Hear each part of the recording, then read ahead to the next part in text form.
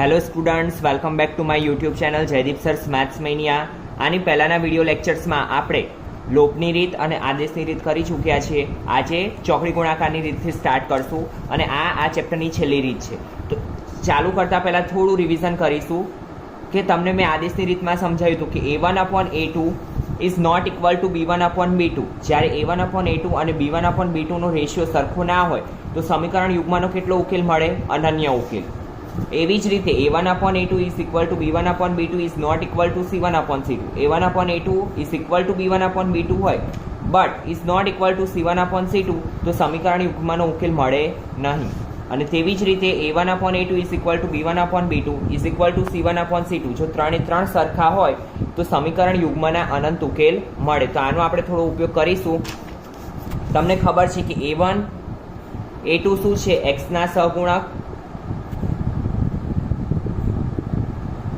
જ્યારે b1 b2 y ના સહગુણક,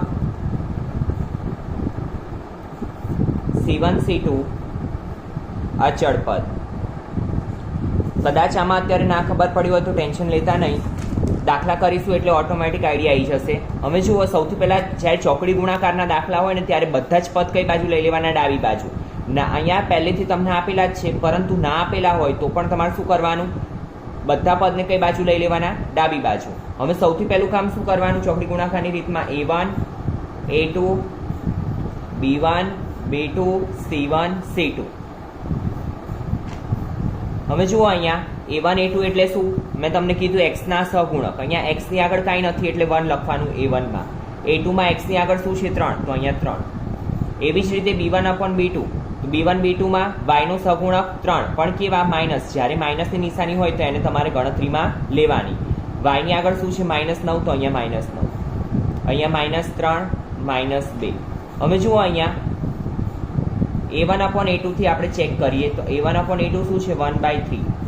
b1/b2 -3 -9, માઇનસ માઇનસ ઉપર નીચે કટ, 3 તરી 9। c1/c2 -3 -2, minus minus cut. તો જુઓ, a1/a2 is equal to b1/b2 થયું। કઈ રીતે? અહીંયા કાંઈ નથી એટલે ઉપર 1 કહેવાય, નીચે 3। તો a1/a2 નો જવાબ પણ 1/3, b1/b2 નો જવાબ પણ 1/3। તો શું થયું? a1/a2 is equal to b1/b2 is not equal to c1/c2। માટે અહીંયા જુઓ, જ્યારે આવું હોય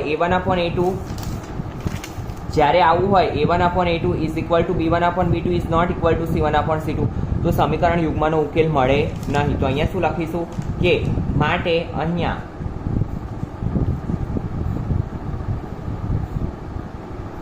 સમીકરણ યુગ્મનો ઉકેલ મળશે નહીં, બરાબર। એના પછી જુઓ સેકન્ડ સમ। અહીંયા જુઓ, અચળ પદ કઈ બાજુ છે? જમણી બાજુ। તો સૌથી પહેલાં શું કરવાનું? ડાબી બાજુ લઈ લેવાના।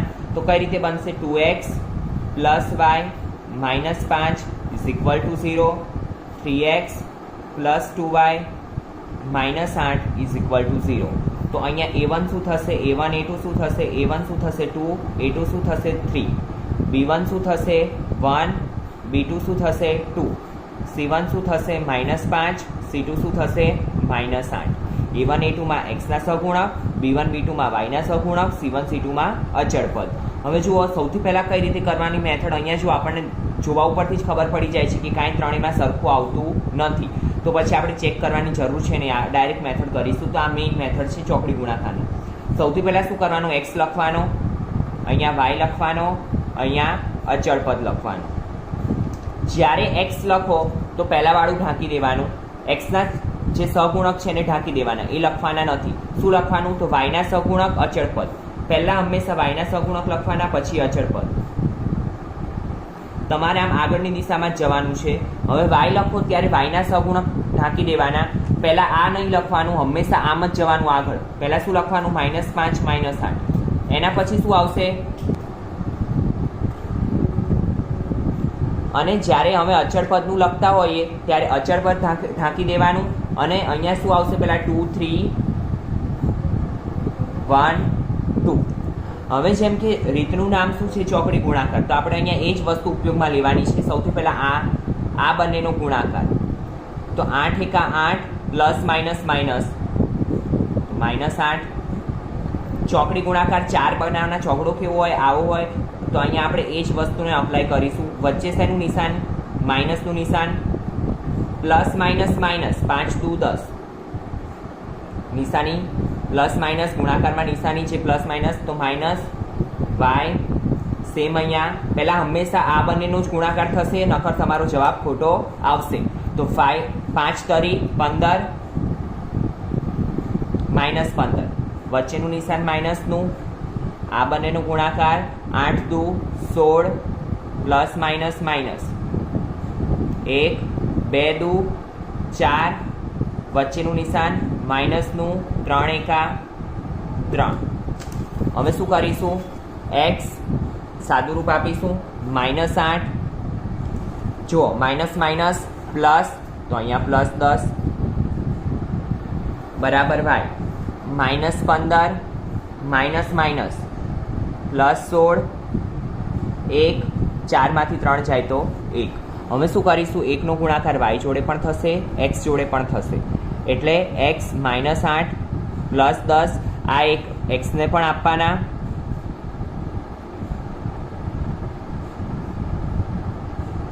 આ એક વાયને પણ આપવાનો. તો એક્સ બરાબર પ્લસ 10 -8 2 બરાબર 1.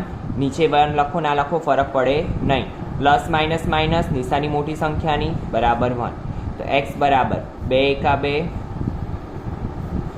વાય બરાબર 1 એકા 1. તો અહીંયા આપણો જવાબ આવ્યો એક્સ વાય બરાબર 2 1. ખબર પડી? જુઓ ત્રીજો દાખલો. સૌથી પહેલાં અહીંયા શું છે? આ બાજુ ડાબી બાજુ લઈ દેવાના આ બંને અચળ પદને. તો અહીંયા જુઓ 3x -5y -20 બરાબર 0. 6x -10y -40 બરાબર 0. હવે જુઓ અહીંયા જ્યારે આવું આપણને સમીકરણ જોઈને ખબર પડતી હોય કે આ ત્રણે કાંઈક થોડું સરખું થાય એવું છે, તો પહેલાં ચેક કરી લેવાનું. જુઓ 3 દુ 6, 5 દુ 10, 20 દુ 40 બરાબર. તમે પણ જેવી દાખલાની પ્રેક્ટિસ કરતા રહેશો એટલે તમને પણ આઈડિયા આવતો રહેશે કે આવી રીતે ડાયરેક્ટ શું થઈ જાય છે? ત્રણેય સરખા થઈ જાય છે અથવા તો બે સરખા થાય છે એમ. તો અહીંયા જુઓ સૌથી પહેલાં A1 A2 લખી નાખો. A1 A2 3 6, B1 B2 -5 -10, C1 C2 -20 -40. હવે જુઓ A1 upon A2 3 6, તો 3 દુ 6 એટલે અહીંયા શું આવ્યું? 1/2. B1 upon B2 -5 -10, minus minus cut 5 દુ 10, તો 1/2. એના પછી C1 upon C2 -20 -40, minus minus cut તો 20 દુ 40, એટલે અહીંયા બી શું આવ્યું? 1/2. તો અહીંયા લખવાનું અહીંયા A1 upon A2 is equal two B1 upon B2 is equal two C1 upon C2 હોવાથી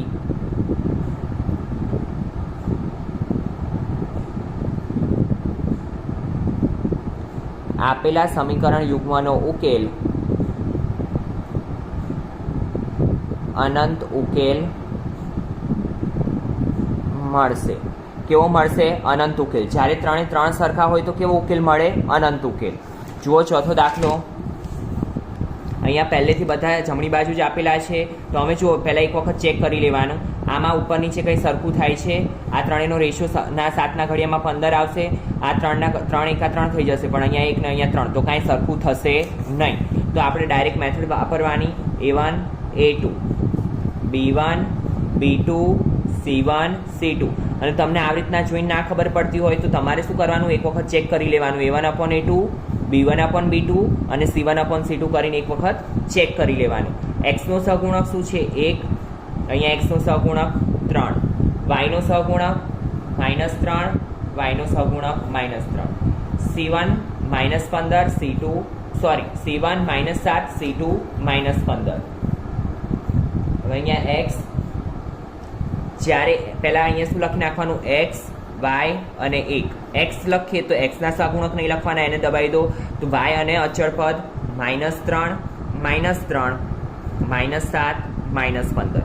જ્યારે વાય લખો તો વાયના સહગુણક નહીં લખવાના, -7 -15 1 3 અને અચળ પદ લખો ત્યારે અચળ પદના નહીં લખવાના 1 3 -3 બરાબર. રીતનું નામ શું છે? ચોકડી ગુણાકાર. તો ચોકડી કરવાની 15 તરી 45 માઇનસ માઇનસ પ્લસ વચ્ચે હંમેશા માઇનસ 7 તરી 21 માઇનસ માઇનસ પ્લસ વાય 7 તરી 21 પ્લસ માઇનસ માઇનસ માઇનસ 15 એકા 15 પ્લસ માઇનસ માઇનસ 1 3 એકા 3 પ્લસ માઇનસ માઇનસ 3 તરી વચ્ચે માઇનસ 3 તરી 9 પ્લસ માઇનસ માઇનસ. હંમેશા યાદ રાખજો વિદ્યાર્થીઓ કે તમારે આ જે દાખલા છે એમાં પ્લસ માઇનસમાં જ ભૂલ પડશે, એટલે ખાસ પ્લસ માઇનસ મૂકતી વખતે તમારી રીતે એક વખત પ્રશ્ન પૂછવાનો, પ્લસ માઇનસ પછી બોલવાનું માઇનસ, એટલે તમને ભૂલ પડે નહીં. તો અહીંયા 45 -21 Y -21 minus minus plus 15 1 -3 minus minus plus 9 45 માંથી 21 જાય તો 24 વાય પ્લસ માઇનસ માઇનસ નિશાની મોટી સંખ્યાની 21 માંથી 15 જાય 6 માઇનસ 6 1 પ્લસ માઇનસ માઇનસ નિશાની મોટી સંખ્યાની 6. હવે શું કરવાનું? એક એક્સને પણ આપવાનો, એક વાયને પણ આપવાનો. તો x/24 બરાબર 1/6 y/-6 બરાબર 1/6. તો x આ 24 સામે જતા રહેશે, 24/6 y -6/6 6 એકા 6 6 ચોક 24. તો x બરાબર 4 y બરાબર -1. તો આપણો ઉકેલ શું આવ્યો? xy બરાબર 4 -1. આ આપણો જવાબ. જુઓ દાખલા નંબર 2, એનો પહેલો દાખલો. નીચેના સુરેખ સમીકરણ યુગ્મને a અને b ની કઈ કિંમતો માટે, અહીંયા શું શોધવાનું છે આપણે? a અને b ની કિંમત માટે અનંત ઉકેલ છે. હવે જુઓ અહીંયા તમને પહેલેથી જવાબ આપી દીધો કે સમીકરણના ઉકેલ કેવા છે? અનંત ઉકેલ. તો અનંત ઉકેલ ક્યારે હોય? તો અહીંયા જુઓ અનંત ઉકેલ ક્યારે મળે? જ્યારે a1/a2 b1/b2 c1/c2 થાય ત્યારે. તો અહીંયા આપણે એ જ મેથડનો ઉપયોગ કરીશું, બરાબર. તો અહીંયા પહેલાં લખીશું, પહેલાં અહીંયા શું લખી નાખીએ આપણે? a1 a2 b1 b2 c1 c2. હવે જુઓ અહીંયા સૌથી પહેલાં શું કીધું છે? બધું ડાબી બાજુ લઈ જવાનું. તો અહીંયા પહેલાં આ ડાબી બાજુ લઈ લો. 2x + 3y -7 = 0. a - b x plus a + by -3a + b -2 બરાબર 0. આખું આ પદ આ બાજુ લઈએ એટલે કેવું થઈ જશે? માઇનસ, બરાબર. તો અહીંયા શું લખીશું? 2, અહીંયા a - b 2a - b, અહીંયા 3a + b, અહીંયા -7 -3a + b -2 બરાબર. a1 a2 લખી નાખ્યા, b1 b2 c1 c2. હવે અહીંયા આપણે શું લખીશું કે અહીંયા આપેલા સમીકરણના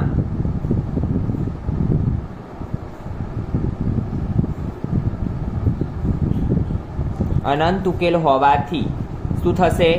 a1/a2 = b1/b2 = c1/c2. ત્રણે કેવા થશે? સરખા થશે. શરત જ છે અનંત ઉકેલ માટેની. તો અહીંયા લખી નાખો 2/a - b 3/a + b = -7 -3a + b -2. હવે જુઓ ઉપર નીચે માઇનસ માઇનસ કટ થઈ જાય. આ આપણી ચોકડી ગુણાકારવાળી મેથડ આવી ગઈ. જ્યારે ત્રણ સરખા થતા હોય તો આપણે શું કરીએ છીએ? કોઈ બીને આપણે એકબીજા જોડે સરખાઈ શકીએ, કેમ કે આનો મતલબ શું થાય કે આ આના બરાબર પણ છે, આ આના બરાબર પણ છે. એવી જ રીતે 3 કોના 7ના બરાબર પણ છે, 3 2/a - b ના બરાબર પણ છે. તો હવે જુઓ સૌથી પહેલાં આપણે આ બેની કમ્પેર કરીશું. 2/a - b = 3/a + b 3/a + b. તો આ આપણે આ બંનેને સરખાઈશું, આ બંનેને પણ સરખાઈશું. હવે જુઓ શું થશે. સૌથી પહેલાં આપણે સમીકરણ બનાવવા પડશે. સમીકરણ કઈ રીતે બનશે તો તમને ખબર છે, આનો છેદ અહીંયા અંશમાં જાય, આનો છેદ અહીંયા અંશમાં જાય. તો 2 into a plus b is equal to 3 into a minus b. તો 2a plus 2b, 2 નો ગુણાકાર a જોડે પણ થાય, b જોડે પણ થાય. 3 નો ગુણાકાર a જોડે પણ થાય, b જોડે પણ થાય. 3a minus 3b. હવે જુઓ સૌથી પહેલાં શું કરવાનું, આ બંને ટર્મને આપણે આ બાજુ લઈ જઈએ. આને આ બાજુ લાવો કે આને આ બાજુ લઈ જાઓ સેમ જ રહે, બરાબર. પણ આ તો શું કે a માઇનસ ના થાય એટલા માટે આપણે એવું કર્યું. 3a minus 2a minus 3b minus 2b બરાબર 0.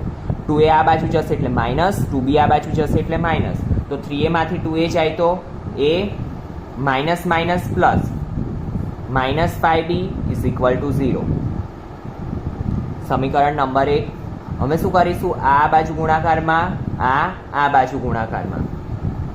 તો 3 into 3a plus b minus 2 બરાબર 7 into a plus b.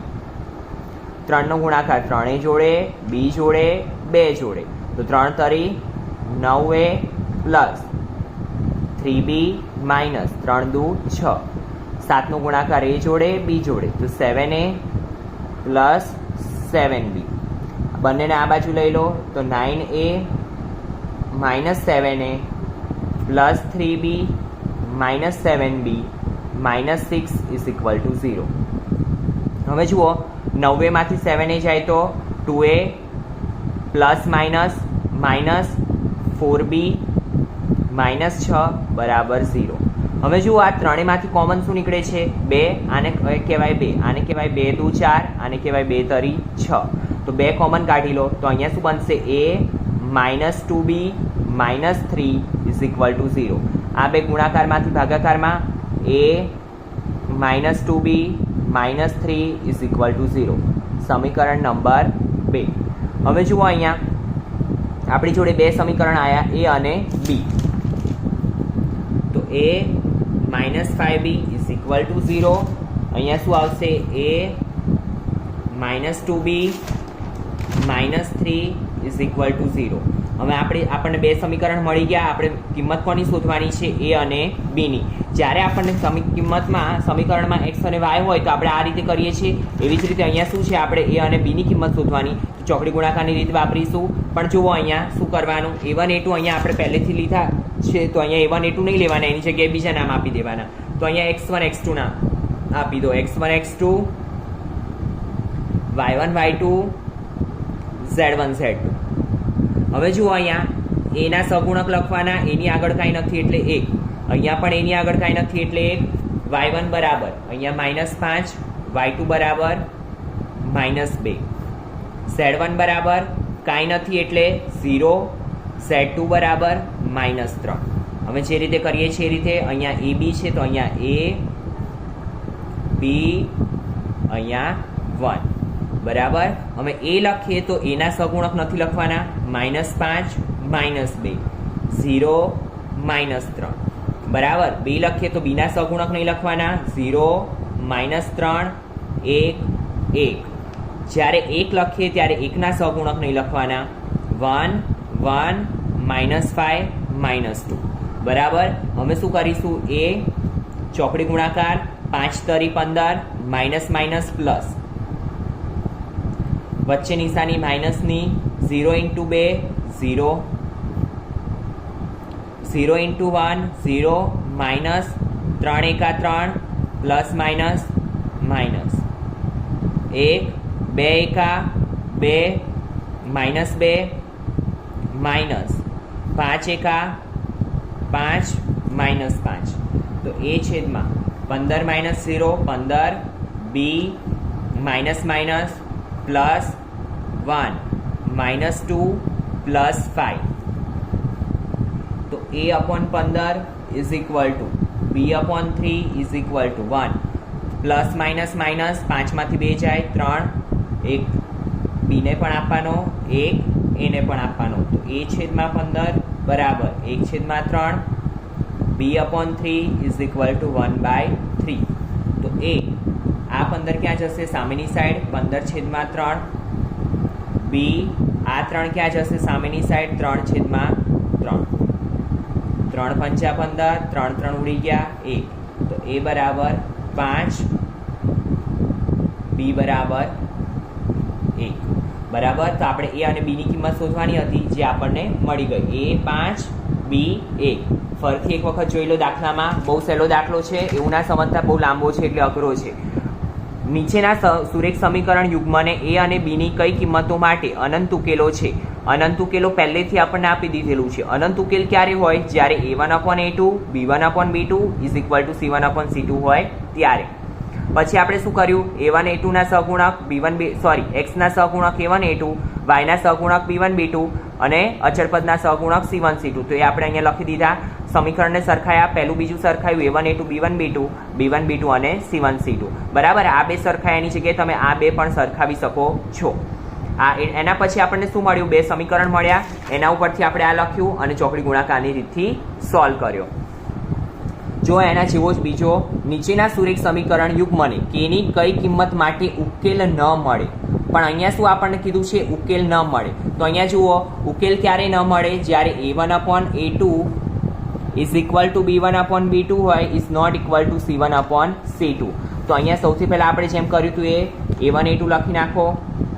a1 a2 3 2k - 1 બરાબર b1 b2 y નો સહગુણક કાંઈ નથી એટલે 1, અહીંયા y નો સહગુણક k - 1 c1 c2. આ બાજુ આવશે એટલે -1, c2 શું થશે? -2k + 1. હવે શું કરીશું? અહીં સમીકરણ યુગ્મનો ઉકેલ ન મળતો હોવાથી